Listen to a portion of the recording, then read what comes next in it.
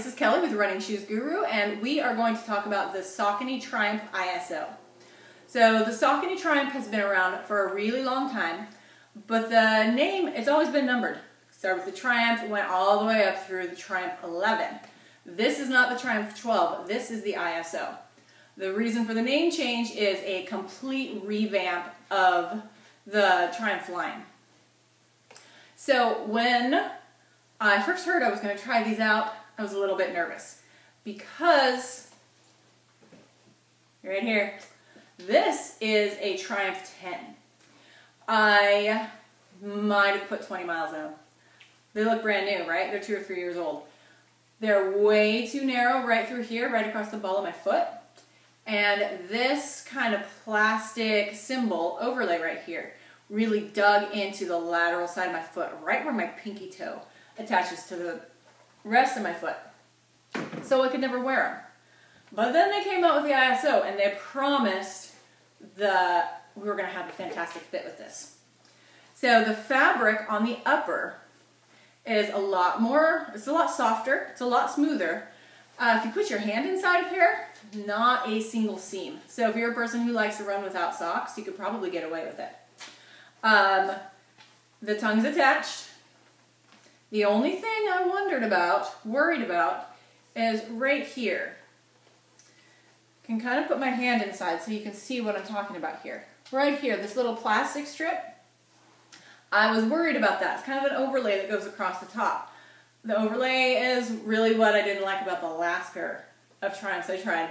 So I was pretty nervous about that, but it actually wraps right over the top of your instep instead of right along in here, which is really what bothered me last time.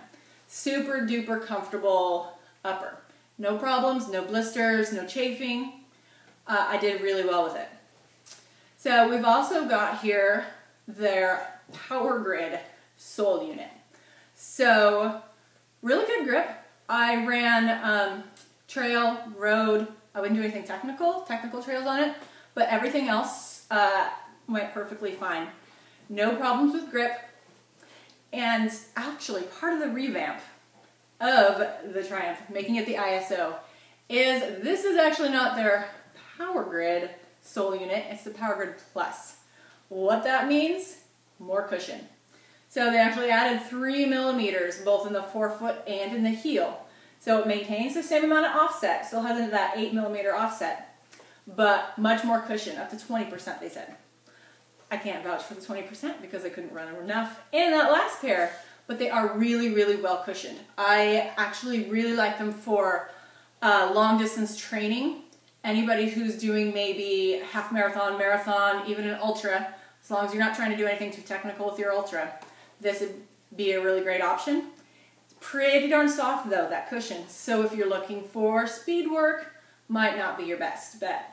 It's also built for a very neutral runner, so you're going to want to have a neutral stride if you're going to try this out.